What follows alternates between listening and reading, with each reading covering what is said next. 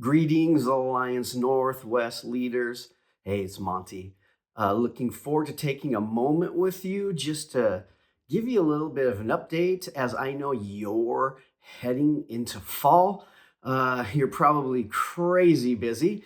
As I've just got back from sabbatical, I'm probably feeling the same as you, but I wanted to take a moment and truly unpack some lessons that I learned walking the Camino on my sabbatical. And I don't know about you, but today I started my morning here at my piano. This is the place, and it has historically been my place to best connect with God. So much of my creativity and listening and getting key nudges from Holy Spirit have been while I sit at the piano. So, give you a little peek into my home world here.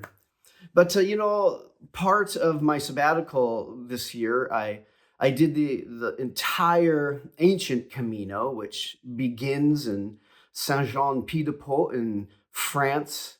It goes over the Pyrenees Mountains on day one and down into Spain, and then for 500 miles, you get to the coast of Spain on this ancient journey called the Camino de Santiago, or the Way of Saint James.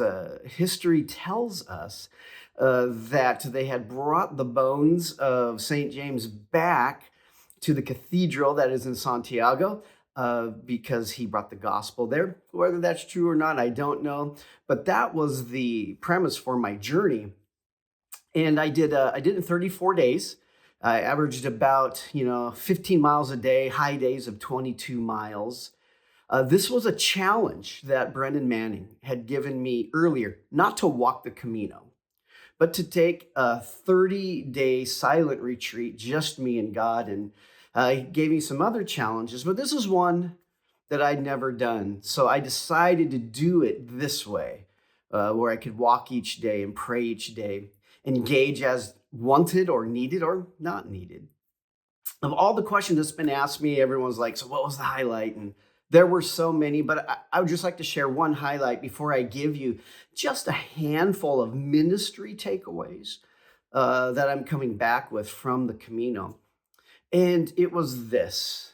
I found myself in this bubble, this otherworldly experience when you get up at 6 a.m. and you spend 15, 20 minutes getting your feet ready for the day, determining what footwear, etc., and then heading out, walking anywhere from 5 to 7 hours before you get to that next town. What was just otherworldly beautiful to me was for those 35 days, the only thing I had to focus on was God. I'd have that cappuccino in the morning and croissant.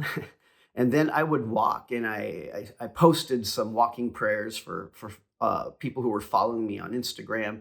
But to have that much time where your only real concerns were getting to the next town as you walked, what were you going to eat that night? It just created this, for the first time in my life, this 34, 35-day space where it was just a total communion with God. It's really hard to describe, but I would say this. I encourage all of you at some point to do a Camino, to do a longer Camino where you start to experience it. It took me 2 weeks, I think, to descaffold myself from all these years of ministry. So anyway, that was probably the highlight. What a beautiful moment. I felt like, oh, this is what we are created for.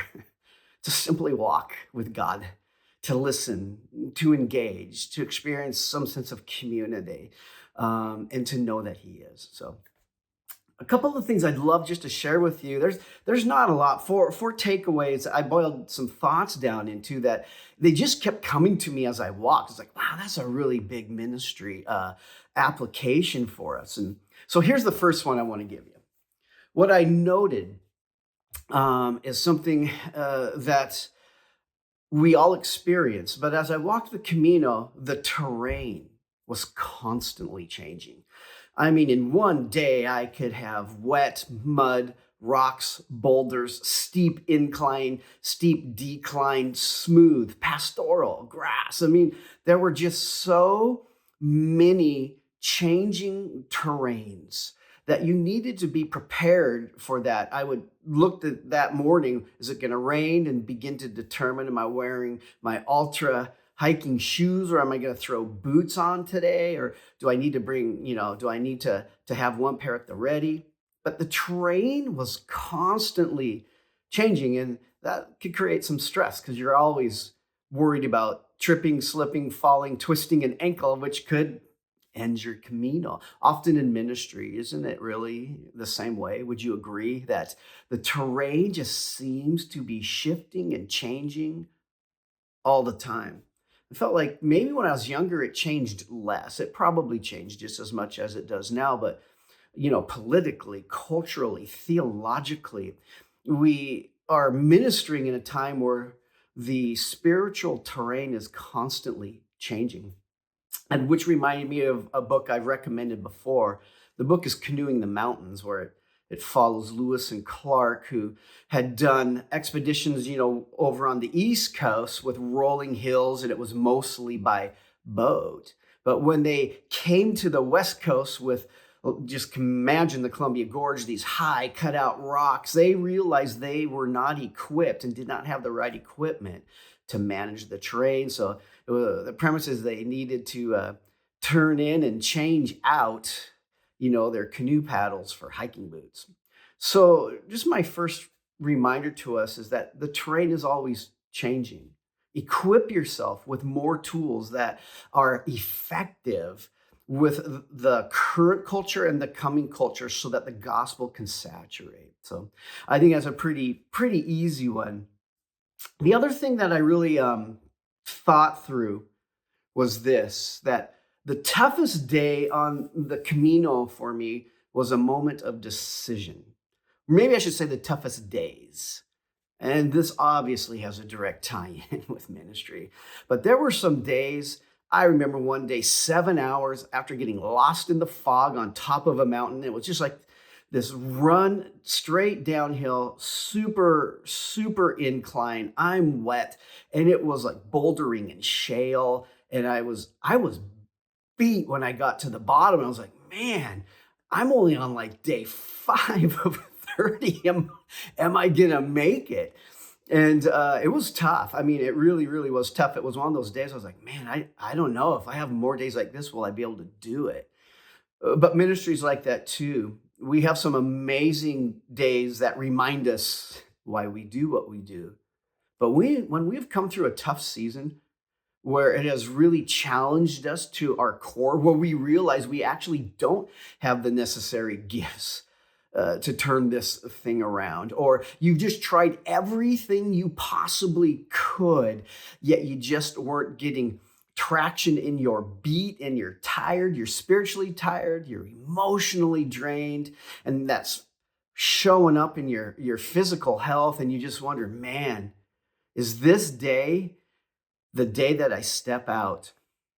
But for me, when I hit those days in ministry, as well as when I hit a couple of those days on the Camino, it's like, no, just going to keep walking, because my success is in faithfully moving forward, not whether I nail this thing well without pain, or without hurt, or without doubts. But in ministry, your toughest day truly is a moment of decision. And what I mean by that is you have the moment to throttle back or throttle forward. You have a defining moment of what your character will look like. You have a defining moment of, will you throw in the towel, or will you lean into Jesus and say, I need you more than ever. Help me with my faithfulness to you. The last couple, one is always stop for a cappuccino, and that it's not a race. So I'll just quickly wrap those up. Always stop for a cappuccino. I stop for cappuccinos probably twice a day, every day. Every 6 miles, there you would come across these amazing little Spanish villages, just so beautiful, so quaint, so cute. And I would pull in, I'd have a cappuccino, grab a croissant, And I would begin talking to people. My stops forced me to slow. My stops forced me to slow. When I slowed, I was way more open to divine appointments from Holy Spirit.